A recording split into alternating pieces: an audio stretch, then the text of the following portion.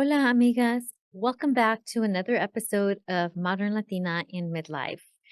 Today, I'd like to talk to you about exploring a different way of viewing midlife, creating a mind shift from midlife crisis to midlife opportunity. I really want to start these conversations to better prepare us to navigate these transitions with ease and flow. It's part of our it's part of our natural cycle of life. Why are we not better prepared? So let's get to it. What are the next steps to a meaningful and deep second half of your life? Have you given this any thought? How do we live in a way that honors and values aging women in society? I mean, I know these are loaded questions, especially living in a society that puts so much emphasis on freezing your youth, like literally. Hello, Botox. And don't get me wrong, I love me some Botox. So, how do we create inclusivity of midlife Latinas into our society? Many women are ending up feeling discarded, unseen, invisible, maybe even in nursing homes, ineligible for good paying jobs, being substituted by a younger version of ourselves by both our men and our jobs. Am I right? I was listening to the Doctor's Pharmacy podcast with Dr. Hyman recently, and I heard that the lowest point in terms of age satisfaction in a person's life is around age 47. And I have to say, I agree. Now that I think about it, there may be some astrological reason for that, but I digress. That's potentially a topic for another episode. We start going through these transitions that we haven't been trained on, we haven't been prepared for, and no one is really talking about it. I mean, aside from what is constantly thrown at us, like the sagging skin, the Botox, and the fillers, not a heck of a lot is talked about. Some transitions we tend to see a lot around this stage of midlife are, health diagnosis, whether it's our parents or our own, losing a job and no longer being marketable because the next two generations are in line to do the work we've been doing for decades and at a much lower rate. It's losing a parent, it's, getting divorced, it's becoming an empty nester, and all of a sudden, you're left staring at this spouse you chose when you were still a kid, thinking, I don't really know this person anymore, and I'm not sure that I really like them. The crisis, quote unquote, is often what actually creates the desire and the need for change. But if we can get to this midlife stage, prepare for the transition, and instead of looking at it as a crisis, we can navigate through this much easier, what would that look like for us? I have found that many underestimate how much life they have ahead of them. Statistically, Latinas in the US can expect to live on average to 84 years old. Latina life expectancy is second only to Asian American women, which is 85.8 years. Life expectancy for white females in the US actually dropped in 2016. So these are 2016 numbers and is at 81.1 years. As Latinas, we tend to not take care of ourselves. We take care of others our entire lives, right? Like that's how we've been raised and conditioned simply by watching our mothers in our tias. For example, an interesting example, and this actually happened last year for Thanksgiving. We had a very small group of people getting together for Thanksgiving. It was my mom, my sister, my brother, his wife, and myself. So my brother was the only man in the house that day. They all arrived and we're getting the wine out, and I was debating in my head whether to set out a platter of cheese or not. So I turned around and asked my brother if he wanted a cheese platter. And he said, yes, of course. Immediately, I was like, whoa, why did I just ask him if he wanted a cheese platter? He is the minority in the house. There are four of us women, and yet I immediately went to like, oh, let me ask him. I was shocked. I mean, I caught myself right away, but I was just in shock that this is a pattern that was so ingrained in me that it was my go to. Anyhow, I digress. Going back to the statistics of Latinas' long life expectancy, having a longer life can also bring on health and financial challenges. Statistics show that Latinas tend to be poorer and rely heavily on Social Security for their retirement income. We already know there is pay inequality in our society. Because of the gender pay gap, Latinas were compensated just 57% of what non Hispanic white men were paid in 2020. Latinas' earning ratio compared to white men changed only 4% between 1988 and 2019. 4% between 1988 and 2019. For Latinas, unemployment rose from 4.8% to 12.5% between the third quarter of 2019 to the third quarter of 2020. At this rate, Latinas won't achieve equal pay until the year 2197. We're not going to see this. Our children aren't going to see this. Their children aren't going to see this. This is, okay, I'm no math expert here, but you do the math. 2197 minus 2022. This is a very long time, and that's not okay. In addition, Latinas tend to have much higher rates of diseases, such as diabetes and Alzheimer's. Mujeres, if this doesn't set a fire under your butt to change the things for our generation, I don't know what does. Imagine getting to retirement age, living to be in your 80s and 90s with Alzheimer's or diabetes and not enough money. We have longevity on our side. We already know this. My grandmother, both my grandparents, my mom's parents lived to be in their 90s. And my great grandfather lived to be, I think, almost 100, if not 100. I think his sister was like 101. So we have longevity on our side. I've seen this happen, in my own family in terms of growing old and having diseases and potentially not enough money to care for themselves. My grandmother had Alzheimer's and dementia. And like I said, she lived to be in her 90s. I believe she was 92 when she passed away. So she lived to 92, but did she really? It wasn't her anymore. Only once in a great while would I ever even catch a glimpse of my Nina anymore, my abuelita, the abuelita that I once knew and I loved to hang out with. It was hard watching this. I'll never forget the first time she asked me, "Who are you?" And that was, that just like, I could feel the lump in my throat. That was hard. Listen to this statistic. Latinos are the nation's largest minority group at 18%. The Latinx population, ages 65 or older, is expected to surge by 224%, compared to a 65% increase of non-Latinx whites, according to the Administration of Aging. Excuse me. Our older population is going to double by 2050. I don't want to be the bearer of bad news here, okay? This isn't what this podcast is about. This is all to say that if we're 50 and or in our 40s, in the midlife stage, and we're expected to live to 90, although I think I may be getting pretty closer to 100 myself, I'm only halfway there, if that's the case. And this is exciting. This should excite us. It excites me. I don't know about you.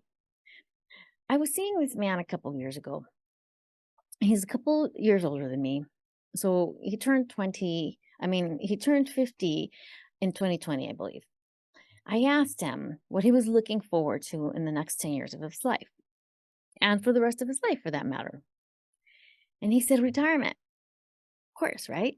So I asked, okay, what do you see yourself doing in retirement? Playing golf and drinking at the bar. Okay, playing golf, yes, love it. Same. But drinking at the bar, I like my cocktails, don't get me wrong. But I was like, yeah, thank you, next. Bye-bye. Like, I have higher aspirations for the next 50 years of my life than just playing golf and drinking. I have much bigger and loftier dreams for myself. I have so much life and passion inside of me, and I'm really looking forward to this next half of my life. And this passion has fiercely ignited in the last couple of years because of a big life changing moment I went through in 2018. It just really was a wake up call to really take a look at the choices I had made, the person I had chosen to be in my life at that time, and just really take a good hard look at how do I want to live the rest of my life? How are you going to live the next half of your life? Is doing what you're doing now going to support you to live the quality of life you want for yourself? So, how do we make this transition and make sure that we live our truest, most authentic life, carrying out our life purpose, building meaningful and authentic relationships? Quality over quantity is what I'm looking for. Experiences over things, moments, memories over all the materialism. I think it starts with asking ourselves a lot of questions. And that's what I did for myself. And I'm still doing it. I still go through this. I'm constantly learning and asking myself, is this what I want to be doing? But so, anyhow, here's some questions that I want to share with you that we can work on together to kind of maybe help us evaluate what do we want to do in this next stage of our life. One, are we doing what we love? Or are we still passionate about this calling? Just because we once loved it doesn't mean that we have to spend 3 or 4 or 5 or even 6 decades of our lives doing the same thing. What I am gathering from listening to podcasts and reading and talking to other women is that this crisis, like we call it, or like Brene Brown calls it, unraveling, which I so much love, is that they go back to a calling they truly have, to their passion. And that usually stems from something we really enjoyed as a child. I love this idea of tapping into that. I love doing inner child work and I love tapping into my inner child. When you think about being a child, what were the things that you loved doing? I remember having paper dolls. Remember those?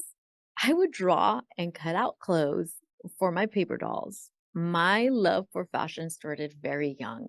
And that's actually the field that I wanted to go into for a career. And my dad poo pooed that. And anyhow, story for another day. So I didn't become a fashion designer. Okay, question number 2. What are your hobbies? For me, it used to be running marathons, growing a culinary garden, and knitting pillows I used to sell on Etsy.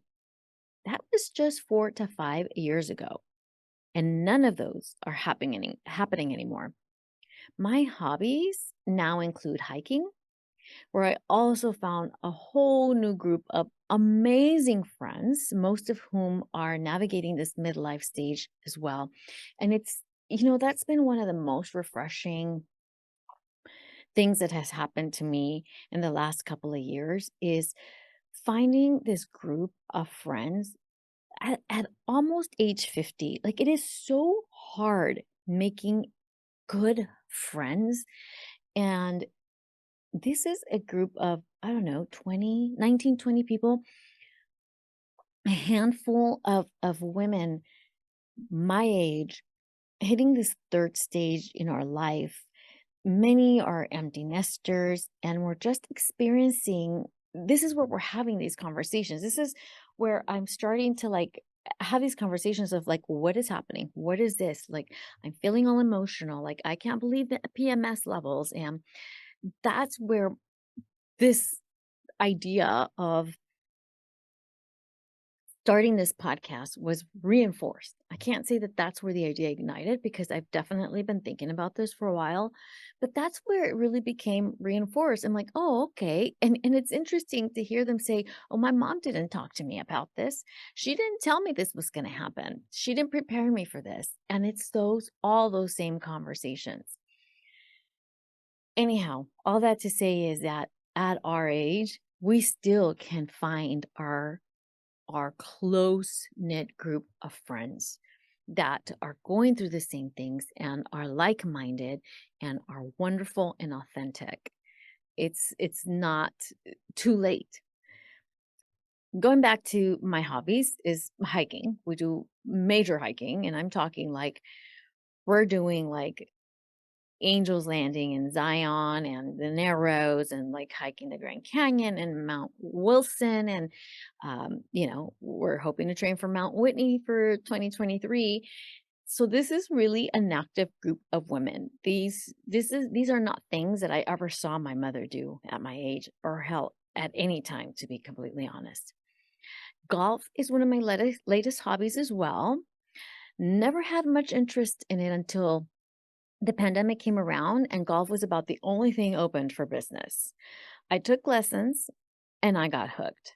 So if you're into golf and you want to play, DM me, please. My coach refuses to coach me any longer until I go out and play some real games. So DM me on Instagram at Modern Latina in Midlife. And let's set up some time to go play because I need some practice. Okay, question number 3. What about enhancing our appearance? Maybe you want to try a new haircut or color.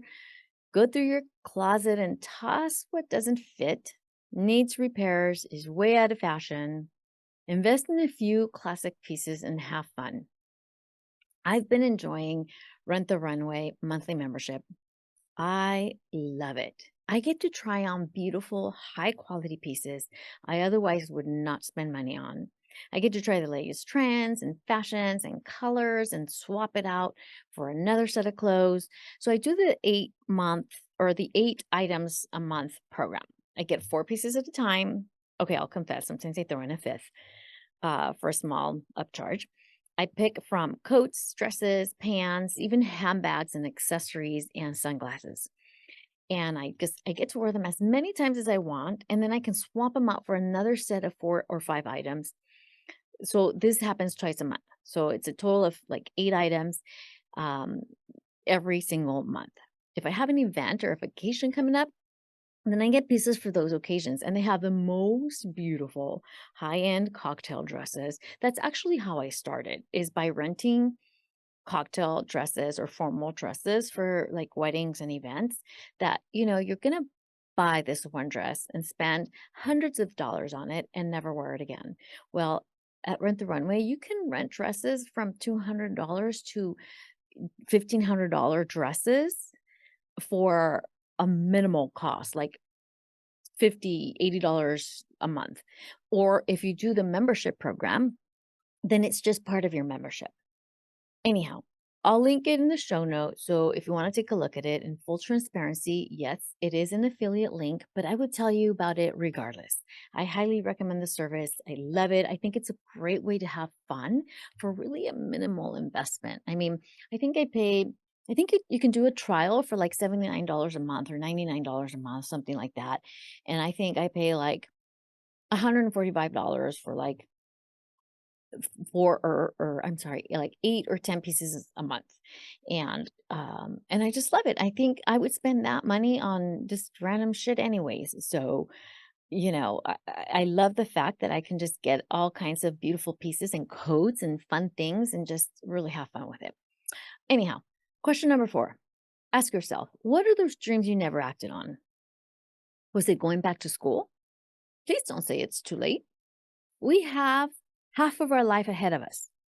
Studying and using our brain cells has been proven to help us to stave off Alzheimer's. And this one is a biggie for me since that's what my grandmother had. So, number 1, studying and keeping our brains busy is going to help us to stay active, and it's going to keep our brain healthy. And it's going to give us an outlet to and then something new to do in the second half of our life. Okay, was it traveling? Perhaps that was your dream, but your spouse never wanted to so you just didn't. Was it learning a new language? Start your own business? Maybe it's volunteer work and you just never made the time for it. So ask yourself, what are those dreams that you wanted to act on and you never did? Maybe it's singing lessons, maybe it's learning to, you know, ride a motorcycle. Start writing those down and letting those dreams resurface again.